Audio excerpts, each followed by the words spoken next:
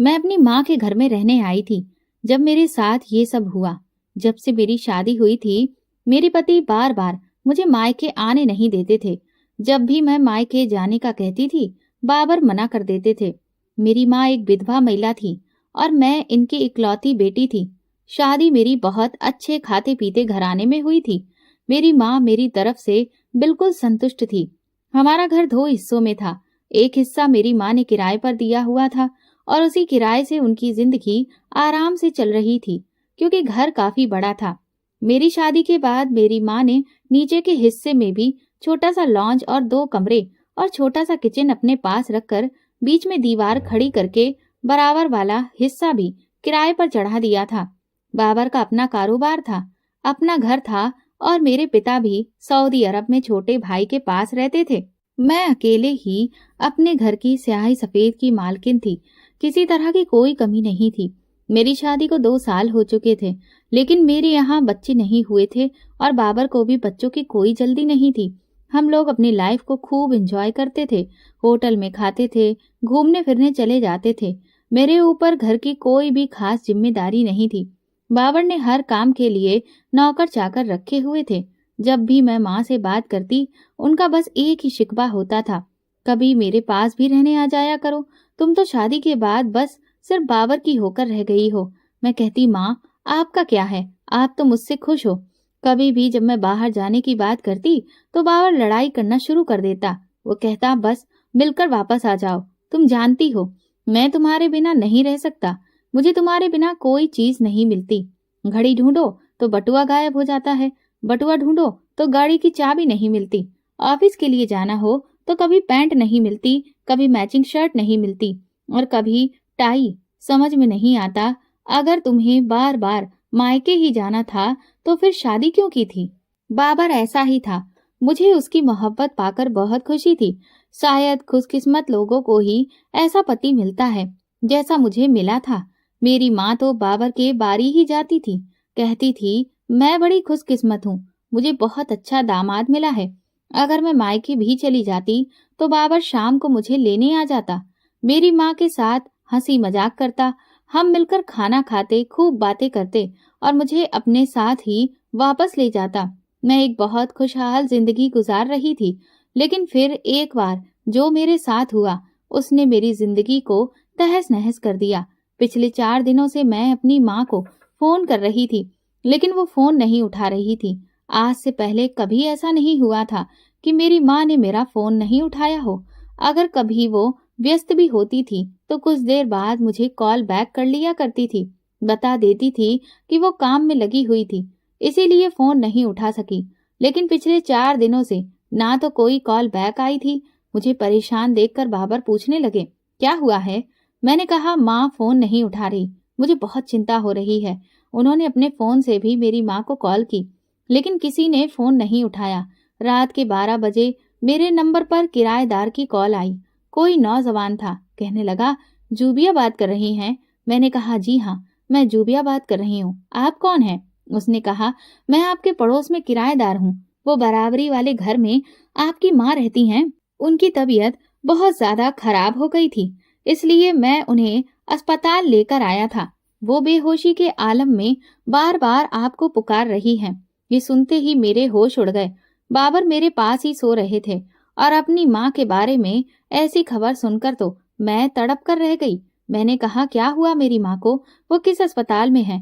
मेरे इस तरह चिल्लाकर पूछने पर बाबर की भी आंखें खुल गईं और वो भी उठकर बैठ गए। मैं रोने लगी। बाबर ने मुझसे फोन पकड़ लिया और उस नौजवान से पूछने लगे। वो बहुत परेशान थे। मैंने कहा, बाबर मुझे अभी अपनी माँ के पास जाना है। मैं रोई जा रही थी। मेरे पास तो एक माँ का ही रिश्ता बचा था, ना कोई बहन भाई थे, ना मेरे पिता थे। मैं रो रो कर बहुत बुरी हालत में थी। बाबर मुझे कहने लगे, तुम फौरन से तैयार हो जाओ, मैं तुम्हें अभी अस्पताल ले चलता हूँ। वो खुद भी परेशान थे। मैं अस्पताल गई तो एक नौजवान वहां मौजूद था, जो मेरी माँ के लिए भाग दौड़ कर रहा था। कभी दवाई लेने जा रहा था, कभी डॉक्टर से बात कर रहा था और मेरी माँ की तबीयत के बारे में पूछ रहा था। जब मैं वहां पहुंची तो बाबर उससे पूछने लगे कि आखिर मेरी माँ को क्या हुआ था, क्योंकि मैं तो रोए जा रही थी, मुझसे तो बात नहीं हो पा रही थी। वो कहने लगा, 4 दिन से आंटी की तबीयत ठीक नहीं थी, उन्हें बुखार था। मैंने कई बार कहा कि मैं आपको डॉक्टर के पास ले चलता हूँ, तो मना करने लगी और कहने लगी कि मैंने दवाई खाई है, ठीक हो जाऊंगी। वो कहने लगा, मैं अकेला ही बराबरी वाले घर में रहता हूँ, इसलिए खाना पीना आंटी जी के घर से ही आता है। आज रात का खाना भी इन्होंने नहीं भेजा था। इनकी तबीयत भी ठीक नहीं थी, इसलिए जब मैं इनसे खैरियत पूछने गया तो दरवाजा कोई खोल ही नहीं रहा था। मजबूरी में मुझे दरवाजा फलांग कर अंदर जाना पड़ा तो देखा आंटी जी बेहोश पड़ी थी और मैं उन्हें अस्पताल लेकर आ गया। ये सुनते ही मेरे आंसू फिर से बहने लगे। मैं बाबर के साथ लग गई और कहने लगी, बाबर, माँ आईसीयू में क्यों है? डॉक्टर मुझे अंदर क्यों नहीं जाने दे रहे? वो कहने लगे, परेशान मत हो, अभी ठीक हो जाओगी। बाबर ने मुझे अपने पास लगा लिया और मुझे तसल्ली देने लगे। कहने लगे, कुछ नहीं होगा तुम्हारी माँ को, बस बीपी हाई है। जैसे ही ब्लड प्रेशर नॉर्मल होगा उन्हें रूम में शिफ्ट कर दिया जाएगा, फिर तुम बेशक अपनी माँ के पास बैठ जाना। मैं तो बाबर से शिकवे करने लगी। कहने लगी, जब से मेरी शादी हुई है तुम मेरा पीछा नहीं छोड़ते, मुझे एक दिन भी मेरी माँ के पास नहीं रहने देते। मेरी माँ मुझे याद करके इस हालत में पहुंच गई है। बाबर ने कहा, ठीक है, मैं नहीं रोकूंगा तुम्हें, बस एक बार आंटी को ठीक हो जाने दो, फिर तुम उनके पास रह सकती हो। आईसीयू में रहने के बाद मेरी माँ को रूम में शिफ्ट कर दिया गया। सुबह तक बाबर हमारे साथ ही रहा, लेकिन वो नौजवान वापस जा चुका था। जब मेरी माँ को होश आया तो मुझे देखकर मुस्कुराने लगी और कहने लगी, तुम क्यों परेशान हो गई? फराज मेरे पास था तो मेरा ख्याल भी रख रहा था। मैंने उसे कहा था कि तुम्हें परेशान ना करे, फोन ना करे। न जाने कैसे मेरा बीपी हाई हो गया और मैं बेहोश हो गई। मैंने तुम्हें भी परेशान कर दिया। बाबर ने मुझे बहुत समझाया था कि अपनी माँ के सामने रोने धोने मत बैठ जाना, लेकिन मेरे आंसुओं पर मेरा काबू नहीं था। मैंने कहा, माँ, आपने मुझे क्यों नहीं बताया?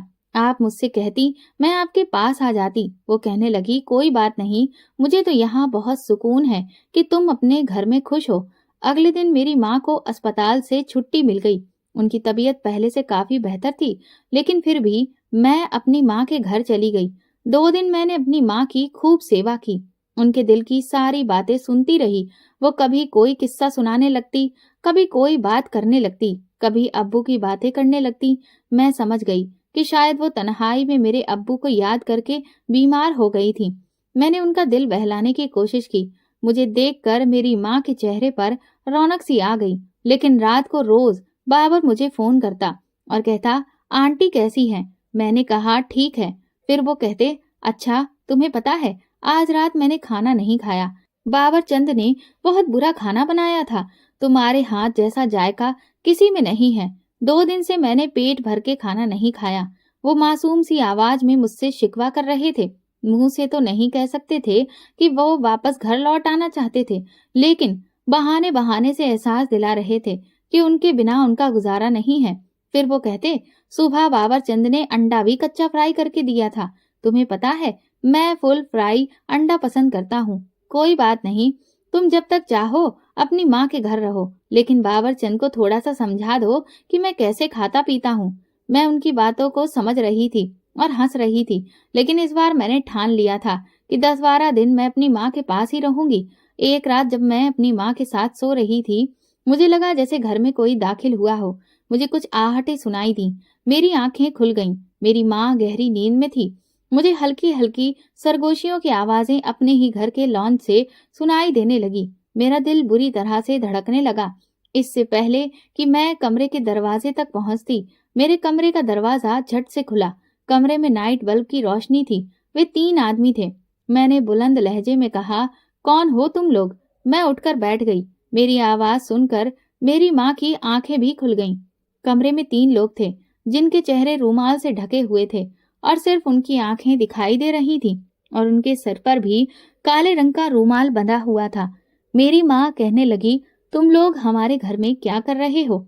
उनमें से एक शख्स ने अपनी जेब से पिस्टल निकाली और कहने लगा, ओ बुढ़िया, तुझे ये नहीं पता कि रात के इस पहर कौन घरों में दीवारें फलांग कर आता है? चल खड़ी हो जा। मेरी माँ अभी बीमार सी थी। वो उठी और वो नौजवान जिसके हाथ में पिस्टल थी, वो मेरी माँ की तरफ बढ़ा। उनके सर पर बंदूक तानने लगा। मैं फौरन से आगे बढ़ी। मैंने उसका हाथ पीछे कर दिया। मैंने कहा, खबरदार, जो बंदूक तानी तो तुम्हें जो चाहिए वो मैं दे देती हूँ, लेकिन मेरी माँ को कुछ मत कहना। मेरी बात सुनकर वो शख्स मुझे घूर कर देखने लगा। उसकी आंखें न जाने किस जज्बे के तहत लाल होने लगी। कहने लगा, अच्छा, जो चाहूंगा वही मिलेगा। मैंने कहा, क्या चाहिए? कहने लगा, चलो यहाँ से और पहले जेवर दो। मैं बेड से खड़ी हो गई। बाकी दो नौजवान भी अपनी जेबों से बंदूक निकाल चुके थे। मैंने अलमारी की चाबी दराज से निकाली और उसकी तरफ उछाल दी। मैंने कहा, इस अलमारी में जेवर और पैसे पड़े हैं, लो और निकलो यहाँ से। मेरी बात सुनकर उस नौजवान ने वो चाबी अपने दोनों साथियों की तरफ उछाल दी। कहने लगा कि अलमारी में जो कुछ भी है उसे जल्दी से समेट लो। फिर वो धीरे धीरे कदम बढ़ाता हुआ मेरी तरफ आने लगा। मैं उसे गुस्से से देख रही थी। मेरी माँ पहले ही बीमारी की वजह से काफी कमजोर हो चुकी थी। वो उन तीनों नौजवानों को देखकर खौफ से कपकपा रही थी। मैं अपनी माँ के साथ ही खड़ी थी, उन्हें तसल्ली देने लगी। वो शख्स मेरे पास आ गया। कहने लगा, चलो मेरे साथ। मैंने कहा कि इस घर में सिर्फ 2 ही कमरे हैं और जो कुछ भी है वो इसी अलमारी में है। दूसरे कमरे में कुछ नहीं है। अगर तुम चाहो तो जाकर तलाशी ले सकते हो। मेरी बात सुनकर वो हंसने लगा। मेरा हाथ पकड़कर मुझे दूसरे कमरे में ले जाने लगा। ये देखकर मेरी माँ बुरी तरह से घबराई। कहने लगी, मेरी बच्ची को कहाँ ले जा रहे हो? मेरी माँ मेरी तरफ बढ़ी तो उस शख्स ने बंदूक से मेरी माँ को पीछे हटने का इशारा किया। कहने लगा, ए बुढ़िया, एक कदम भी आगे बढ़ाया तो ढेर कर दूंगा। मैं उससे अपना हाथ छुड़ाने लगी। मैंने कहा है ना, तुमसे उस कमरे में कोई भी कीमती चीज नहीं है जिसे तुम चुरा सको। उसने मुझे खुद से करीब किया। कहने लगा, तुम तो हो ना? ये सुनकर मुझे ऐसा लगा जैसे किसी ने मेरे पांव के नीचे से जमीन खिसका दी हो। मेरी माँ के चेहरे की रंगत भी फीकी पड़ गई। वो उस शख्स से कहने लगी कि खुदा के लिए मेरी बच्ची को कुछ मत करना, तुम्हें जो चाहिए हम तुम्हें दे रहे हैं। लेकिन वो शख्स मुझे घसीटते हुए कमरे से बाहर ले गया। मेरी माँ मेरे पीछे लपकी तो एक दूसरे नौजवान ने उनका हाथ पकड़ लिया। मैं उस शख्स को मारने लगी, अपना हाथ छुड़वाने लगी। मैंने कहा, मुझे छोड़ो वरना बहुत पछताओगे। कहने लगा, अच्छा, क्या बिगाड़ लोगी तुम मेरा? ये कहते हुए वो मुझे दूसरे कमरे में ले आया। कमरे में लाकर उसने दरवाजे को बंद किया और कुंडी लगाकर मुझे बेड तक ले गया। इसके बाद उसने मुझे बेड पर फेंका और अपनी शर्ट के बटन खोलने लगा। ये देखकर मेरी जान पर बनी। बेड की साइड पर एक गुलदान रखा था। मैंने फौरन से वो गुलदान पकड़ा और उसके सर पर वार करने लगी, लेकिन वो लड़का बहुत तेज था। उसने मेरी कलाई पकड़ी और जोर से दबा दी। फिर मेरे हाथ से गुलदान पकड़कर जमीन पर पटक के तोड़ दिया। कहने लगा, तुम जितना लड़ोगी मेरे जुनून को उतना बढ़ाओगी और जो झेलना तुम्हारे लिए मुश्किल हो जाएगा। ये कहकर उसने बड़ी बेदर्दी से मेरा दुपट्टा दूर फेंका, मुझे बेड पर धकेला। मैं चीख रही थी, चिल्ला रही थी, बचाओ बचाओ कहने लगी। उसने मेरे मुंह पर हाथ रख दिया। उसने मेरी आवाज बंद कर दी। फिर जेब से एक टेप निकालकर मेरे मुंह पर चिपका दी। वो टेप ऐसी थी कि मजबूती से मेरे मुंह पर लग चुकी थी। वो मुझे बर्बाद कर चुका था। पूरी रात वो मेरे साथ, मेरी आंखों से आंसू बहकर तकिए में समा रहे थे। मेरे मुंह पर पट्टी बंधी हुई थी। मैं बिल्कुल बेजान हो चुकी थी। जैसे ही फजर की अजान शुरू हुई, उस शख्स ने मुझे छोड़ दिया और कमरे से बाहर चला गया। मेरे हाथों पर उसके नाखूनों के निशान थे। मेरी गर्दन पर भी उसके नाखूनों की खरोच थी। वो इंसान नहीं, जानवर था। कोई भेड़िया था जिसने मुझे नोच नोच के खाया था। दांतों के निशान मेरे बाजुओं पर गर्दन के पास मौजूद थे, जिनमें से खून रिस रहा था। वो लोग घर में से हर कीमती चीज उठाकर ले जा चुके थे, जिसमें मेरी इज्जत भी शामिल थी। मेरी माँ जब मेरे कमरे में आई तो मेरी हालत देखकर फूट फूट कर रोने लगी और मैं यूं थी कि जैसे बेजान हो चुकी थी। बस मेरी आंखों से आंसू बहे जा रहे थे। मेरी माँ ने मेरे मुंह से टेप उतारी, फिर हाथ पकड़ा, मुझे उठाने की कोशिश करने लगी, लेकिन मुझे ऐसा लग रहा था जैसे मैं मर चुकी हूँ। मेरी हालत बहुत ज्यादा खराब थी। मेरी माँ समझ नहीं पा रही थी कि क्या करें और क्या ना करें। उन्हें कुछ नहीं सूझा तो वो कमरे से बाहर निकल आई, क्योंकि अब मेरी सांस घुट घुट कर निकल रही थी। मुझे लग रहा था कि मैं जिंदा ना रहूं। कुछ देर बाद मेरी माँ कमरे में आई तो उसी नौजवान के साथ आई जो हमारे घर के बराबर वाले घर में रहता था। उस वक्त मेरा लिबास जगह जगह से फटा हुआ था। उन्होंने लिहाफ मुझ पर उड़ा रखा था। मुझे देखकर वो शख्स बुरी तरह से घबरा गया। फिर कहने लगा, आपको इनके शौहर को बुलाना चाहिए। मैं कैसे इन्हें हॉस्पिटल लेकर जा सकता हूँ? اس کی بات شاید اپنی جگہ ٹھیک تھی۔ میری ماں نے کہا، نہیں فراز، میں بابر سے کچھ نہیں کہہ سکتی، وہ کبھی بھی میری بیٹی کو اس حالت میں سویکار نہیں کرے گا۔ میری ماں بہت گھبرائی ہوئی تھی، مجھ میں اتنی بھی طاقت نہیں تھی کہ میں کچھ بول سکوں۔ وہ کہنے لگا، میں ایک لیڈی ڈاکٹر کو گھر لے آتا ہوں۔ یہ کہہ کر وہ کمرے سے باہر نکل گیا۔ کچھ دیر کے بعد ایک لیڈی ڈاکٹر میرے کمرے میں آئی۔ وہ نوجوان پھر سے کمرے میں نہیں آیا۔ ڈاکٹر کو ساری بات بتائی۔ اس نے مجھے کچھ انجیکشن لگا دیے اور کچھ دوائیاں بھی دیں۔ میری حالت پر افسوس کرتے ہوئے وہ چلی گئی۔ 2 دن میں بالکل گمسم چپ تھی۔ زبردستی میری ماں مجھے کبھی دودھ کا گلاس پلاتی، کبھی تازے جوس کا گلاس دیتی۔ میری آنکھوں سے آنسو ہی بہہ رہے تھے۔ کہنے لگی، یہ ایک حادثہ تھا، اسے بھول جاؤ۔ لیکن کچھ حادثے ایسے ہوتے ہیں کہ انسان انہیں کبھی بھول ہی نہیں پاتا۔ رات کو ڈر کے مارے میں چلانے لگتی تھی۔ مجھے لگتا تھا کہ میں مانسک روپ سے پاگل ہو چکی ہوں۔ مجھے اس آدمی دوارا دی گئی تکلیف اپنے شریر میں محسوس ہوتی تھی، اور پھر اس کی سانسوں کی آوازیں میرے کانوں میں گونجنے لگتی تھیں۔ جو درد میں محسوس کر رہی تھی اسے شبدوں میں بیان نہیں کر سکتی۔ میری ماں مجھے بار بار سمجھاتی تھی کہ خود کو مضبوط کرو، کہیں بابر کو شک نہ ہو جائے۔ میں نے کہا، اماں، وہ ایسا نہیں ہے، وہ مجھ سے بہت پیار کرتا ہے، وہ مجھے کبھی نہیں چھوڑے گا۔ یہ ایک حادثہ تھا، اس میں میرا کوئی قصور نہیں ہے، نہ ہی وہ کسی گھٹیا آدمی میں سے ہے۔ اس نے مجھ سے بہت پیار کیا ہے، وہ میرے بنا نہیں رہ سکتا، اس لیے میری تکلیف کو سمجھے گا۔ 2 دن بعد وہ مجھے لینے کے لیے آیا تو مجھے دیکھ کر کہنے لگا، تمہیں کیا ہوا ہے؟ تمہارے چہرے کا رنگ پیلا کیوں پڑ گیا؟ اس سے پہلے کہ میں کچھ کہتی، میری ماں کہنے لگی، اسے بخار ہو گیا تھا۔ میری ماں نے اشاروں میں بات ٹال دی۔ مجھے بھی چپ رہنے کے لیے کہہ رہی تھی، لیکن مجھے اپنے شوہر کی محبت پر پورا یقین تھا۔ میں بابر کے ساتھ گھر واپس آ گئی۔ وہ مجھے چپ دیکھ کر کہنے لگا، کم آن جوبیا، تم اتنی چپ کیوں ہو؟ پہلے تو تم بہت بولتی تھی۔ پہلے 4 دن میں نے بڑی مشکل سے کاٹے ہیں۔ گھر میں اتنی خاموشی تھی کہ مجھے لگا تھا تم گھر میں آؤ گی تو تمہاری باتیں شروع ہو جائیں گی، تمہارے پاس ڈھیر ساری باتیں ہوں گی اور میں خاموشی سے سنوں گا، لیکن تم تو ایک دم چپ ہو، چپ کا لڈو منہ میں ڈال کر بیٹھی ہو۔ بتاؤ نا، تمہارے محلے میں کیا ہوا؟ وہ مجھ سے باتیں کر رہا تھا، کیونکہ جب بھی میں اپنی ماں کے گھر سے واپس آتی ان کے پورے محلے کی خبریں لاتی تھی۔ اماں مجھے سب کی باتیں بتاتی رہتی تھی اور وہی باتیں میں گھر آ کر بابر کو بتاتی تھی۔ مجھے عادت ہی نہیں تھی اس سے کچھ بھی چھپانے کی، لیکن جب میری چپی قائم رہی تو وہ میرے قریب آنے لگا۔ کہنے لگا، مجھے تمہاری اتنی عادت ہو چکی ہے، تمہارے بنا ایک دن بھی کاٹنا مشکل ہو گیا تھا۔ اگر تمہاری ماں بیمار نہ ہوتی تو قسم سے تمہیں جانے ہی نہ دیتا۔ یہ کہتے ہوئے انہوں نے میرے دوپٹے کو جب میرے گلے سے ہٹا کر بیڈ پر رکھا اور میرے پاس آنے لگے تو رک گئے۔ خروچیں میرے گلے میں پڑی تھی۔ مجھے دیکھ کر ان کا بڑھتا ہوا ہاتھ پیچھے ہٹا۔ وہ کہنے لگے، زوبیا، یہ کیا ہے؟ بابر کے پوچھنے کی دیر تھی کہ میری آنکھوں سے آنسو بہنے لگے۔ میں اس کے پاس لگ کر پھوٹ پھوٹ کر رونے لگی۔ وہ پریشان ہو گیا، کہنے لگا، کیا ہوا ہے تمہیں؟ اس نے مجھے پوری طرح سے اپنے گھیرے میں لے لیا۔ میں نے روتے روتے اسے سب کچھ بتا دیا۔ جیسے جیسے ساری حقیقت بابر نے سنی، اس کی پکڑ میری کمر پر ڈھیلی ہو گئی۔ فوراً سے اس کے ہاتھ مجھ سے پیچھے ہٹے، مجھے خود سے جدا کیا۔ وہ بے یقینی سے مجھے دیکھے جا رہا تھا۔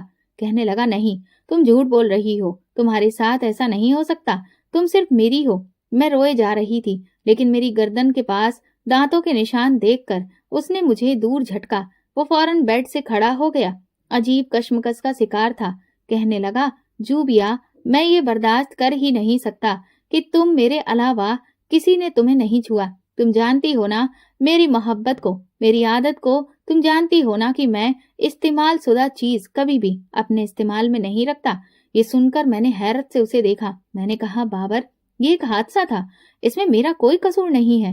وہ میرے پاس آیا، اپنے ہاتھ سے میرے چہرے کو پکڑا، کہنے لگا، تمہارا قصور تھا جوبیا، تم یہاں سے گئی کیوں تھی؟ کہنے لگا، میں تمہارے ساتھ ایک رات بھی نہیں گزار سکتا۔ میں رونے لگی، اس کی منتیں کرنے لگی کہ میرا کوئی قصور نہیں ہے، تم مجھے کیوں سزا دے رہے ہو؟ مجھے تو تمہاری محبت پر پورا یقین تھا کہ تم کبھی مجھے نہیں چھوڑو گے، میری تکلیف کو سمجھو گے۔ لیکن وہ کہنے لگا، نہیں، میں اتنا بے ظرف نہیں ہوں۔ وہ کچھ بھی بولے بنا مجھے کمرے میں چھوڑ کر چلا گیا اور دوسرے کمرے میں جا کر سو گیا۔ مجھے پوری رات نیند نہیں آئی۔ सुबह जब मैं कमरे से बाहर आई, लॉन्च के सोफे पर वो अपना सिर पकड़कर बैठा था। मैं उसके पास बैठ गई, लेकिन जैसे ही उसके पास बैठी वो पीछे हट गया, जैसे मैं कोई गंदी चीज हूँ या बहुत बुरी हूँ। कहने लगा, अपनी माँ के घर वापस चली जाओ, मैं तुम्हें अपने घर में बर्दाश्त नहीं कर सकता। मैंने कहा, बाबर मेरा क्या कसूर है? कहने लगा, मेरा क्या कसूर है? मैं कभी भी इस तकलीफ को नहीं सह पाऊंगा कि मेरी बीवी के साथ किसी ने वक्त बिताया है, उसे इस्तेमाल किया है। मैं तुम्हें छू भी नहीं सकता। बेहतर है कि मुझे किसी भी आजमाइश में मत डालो। वो बहुत गुस्से में भी था, मेरी बात भी नहीं सुन रहा था। मैं वापस अपनी माँ के घर आ गई। मुझे लगा कि शायद मैं घर पर नहीं होंगी तो उसे मेरी कमी महसूस होगी, तो उसे एहसास हो जाएगा। लेकिन दूसरे ही दिन उसने मुझे तलाक दे दिया। मैं रो रही थी और फिर मेरी माँ फिर से बीमार हो गई। वो कहने लगी, मैंने तुम्हें कहा था कि कभी भी बाबर को सच मत बताना। पति कभी भी ऐसी बातें बर्दाश्त नहीं करता, ना ही अपनी बीवी के ऐसे हादसे को कबूल करता है। मैं जितना भी रो रही थी उतना ही कम था। मेरा विश्वास टूट चुका था। मैं उस वक्त परेशान रहने लगी थी। मेरी माँ भी बीमार थी और ऐसे में फराज था जो मेरी माँ का ख्याल रखता था। उसका घर पर आना जाना भी लगा रहता था। जैसे ही मेरी इद्दत पूरी हुई, मेरी माँ मुझसे कहने लगी कि मैं फराज से निकाह कर लूं। ये सुनकर मैंने अपनी माँ को हैरानी से देखा और कहा, अम्मा ऐसा क्यों करूं? मैं बाबर के अलावा किसी के बारे में सोच भी नहीं सकती, और जो कुछ बाबर ने मेरे साथ किया है, मेरा तो विश्वास ही टूट गया है। बिना कसूर के उसने मुझे सजा दी। जब मेरे शौहर ने मुझे कबूल नहीं किया तो वो अनजान शख्स क्यों मुझे कबूल करेगा? ये सुनकर मेरी माँ कहने लगी, उसने खुद कहा है कि वो तुमसे निकाह करना चाहता है क्योंकि तुम्हारा कसूर नहीं था, और वो कभी तुम्हें इस बात का ताना नहीं देगा। मैं बीमार हो रही हूँ बेटा, मेरी जिंदगी का कोई भरोसा नहीं है। मैं नहीं चाहती कि तुम्हें बेसहारा छोड़कर इस दुनिया से चली जाऊं। वो मेरे सामने हाथ जोड़ने लगी और रोने लगी। मैं शादी नहीं करना चाहती थी। मैं बहुत बुरी तरह से टूटी हुई थी। माँ के कहने पर मैं इनकार नहीं कर सकती। बड़ी सादगी से मेरा निकाह फराज से हुआ।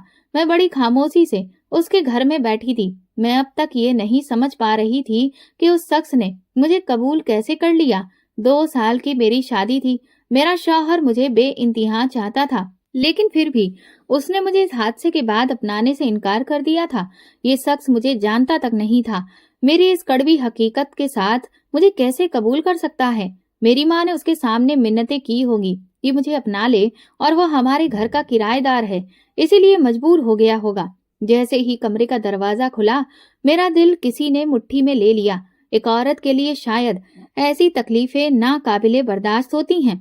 कोई भी औरत ये नहीं चाहती कि उसकी जिंदगी में उसके शौहर के अलावा कोई दूसरा शख्स आए, और फिर इस हादसे ने तो जैसे मेरे आसपास और भी दिमाग पर बहुत बुरा असर डाला था। उसके बाद किसी दूसरे मर्द को अपनाना मेरे लिए बहुत मुश्किल हो रहा था। मैंने एक नजर उसकी तरफ देखा तो उसके चेहरे पर इस कदर खुशी थी कि छुपाए नहीं छुप रही थी। मैं उसकी इस खुशी पर हैरान थी। वो मेरे पास आकर बैठ गया, मुझे बड़े गौर से देख रहा था, और मैं यूं थी जैसे नजरें चुराने की कोशिश कर रही थी। ये मजबूत रिश्ता था उससे। उसने मेरे दोनों हाथ थाम लिए और कहने लगा, मैं तुम्हें कभी भी कोई ताना नहीं दूंगा। जो हो गया उसे भूल जाओ।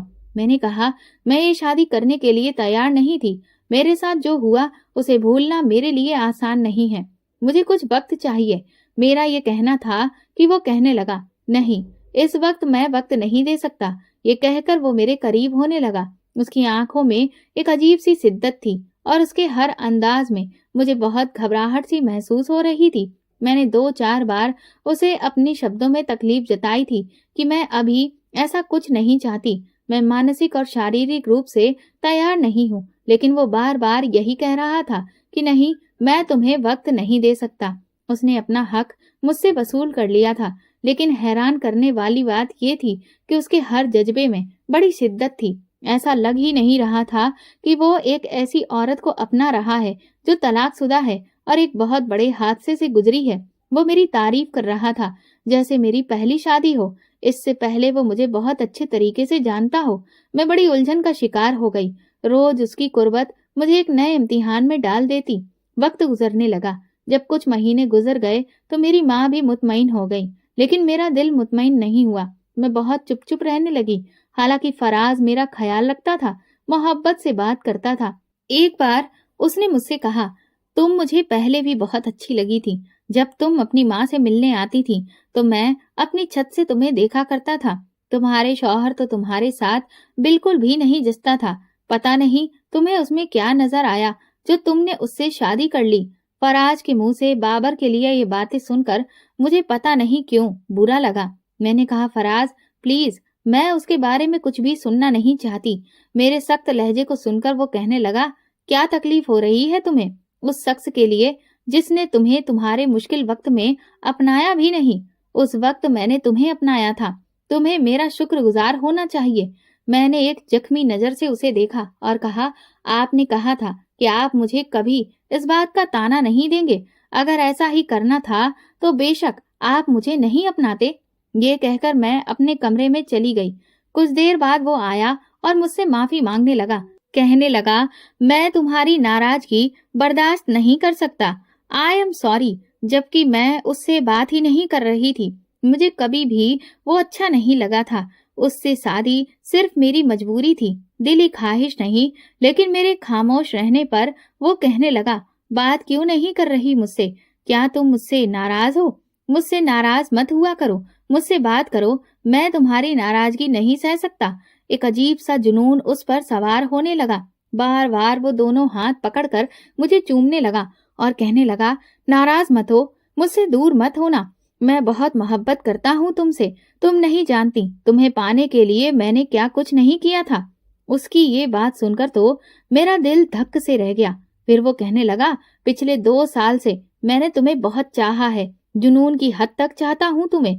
इसलिए मुझसे बात करो, मुझसे नाराज मत हो। ये मेरे लिए एक बहुत बड़ा खुलासा था। वो शख्स मुझसे मोहब्बत करता था। मुझे याद आने लगा कि मेरी शादी के फौरन बाद ही मेरी माँ ने घर में दीवार करवाकर बराबर वाले घर में फराज को किराए पर दे दिया था। शादी के बाद जब मैं बाबर के साथ माँ के घर आती थी तो शाम तक रुकती थी। हम लोग हंसते थे, बातें करते थे, खाना भी साथ ही खाते थे। वो शायद अपनी छत से मुझे देखता रहता था। मैंने इस बात को ज्यादा गंभीरता से नहीं लिया। लेकिन एक बार जब मैं अपने कमरे में सो रही थी तो रात के 3 बजे फराज के फोन पर बेल बजी। वो गहरी नींद में सो रहा था तो मैंने फोन उठा लिया। वो शायद उसके किसी दोस्त का फोन था। इससे पहले कि मैं जी या हेलो कहती और ये बताती कि फराज सो रहा है, वो कहने लगा, रात का क्या प्रोग्राम है? तुमने तो जब से अपनी मोहब्बत को पाया है हमें तो बिल्कुल भूल ही गए हो। देखो, इस तरह घर नहीं चलेगा। पिछले 4 महीनों से तुमने हमारे साथ मिलकर एक भी डाका नहीं मारा। कहने लगा, तुम्हारे कहने पर हमने तुम्हारे पड़ोस में डाका डाला। तुम्हें उस लड़की से मोहब्बत थी, इसलिए तुमने उसे बर्बाद किया ताकि उसका पति उसे छोड़ दे और तुम उससे शादी कर लो। अब तुम्हारा मकसद तो पूरा हो गया, तो तुमने तो हमें मुंह ही नहीं लगाया। देखो, अगर कल सुबह तुम हमसे नहीं मिले और तुमने हमारी बात नहीं मानी तो हम सारा सच उस औरत को और उसकी बेटी को बता देंगे जो अब तुम्हारी पत्नी है। ये सुनकर तो मेरे हाथ से फोन छूटते छूटते बचा तो वो फराज था जिसने मुझे बर्बाद किया था। मैं सोच भी नहीं सकती थी कि उस शख्स ने ऐसा घिनौना खेल खेला है, मुझे बर्बाद करके रख दिया। मैंने फोन बंद कर दिया। मैं सारी सच्चाई जान चुकी थी। सुबह उठते ही मैं पुलिस स्टेशन चली गई और सारी हकीकत पुलिस इंस्पेक्टर को बता दी। फराज के खिलाफ FIR करवाई। कुछ देर बाद ही पुलिस की गाड़ी मेरे साथ घर ले आई। उन्होंने मेरे सामने फराज को गिरफ्तार कर लिया। वो मुझे हैरान होकर देख रहा था और कह रहा था, ये तुम क्या कर रही हो मेरे साथ? मैंने कहा, मैं सब कुछ जान चुकी हूँ। पुलिस के सामने उसने अपना हर जुर्म कबूल कर लिया। मेरी माँ मुझसे कहने लगी, उसे माफ कर दो, तुम कैसे जिंदगी गुजारोगी? मैंने कहा कि मैंने आपके कहने पर इस शख्स से शादी की थी। मेरे दिल में इसके लिए कोई भी जगह नहीं थी। मैं ऐसे भी जिंदगी गुजार सकती हूँ। सिर्फ आपके आंसुओं ने मुझे मजबूर किया था। मैंने फराज से तलाक ले लिया क्योंकि मैं एक ऐसे शख्स के साथ नहीं रह सकती थी। उसे सजा भी दिलवाई। अब मैं कॉलेज में लेक्चरार हूँ और अपनी जिंदगी के दिन गुजार रही हूँ। अफसोस मुझे बाबर पर भी है कि वो एक सतही सोच का मालिक निकला। मुझे सजा उस चीज की मिली जिसकी मैं हकदार ही नहीं थी। दोस्तों, अगर आपको हमारी कहानी पसंद आई है तो कमेंट करके जरूर बताएं और वीडियो को लाइक करके ज्यादा से ज्यादा शेयर करें। चैनल पर नए हैं तो सब्सक्राइब करें और हाँ, नोटिफिकेशन बेल को जरूर दबाएं ताकि अगली अपडेट सबसे पहले आपको मिले। धन्यवाद।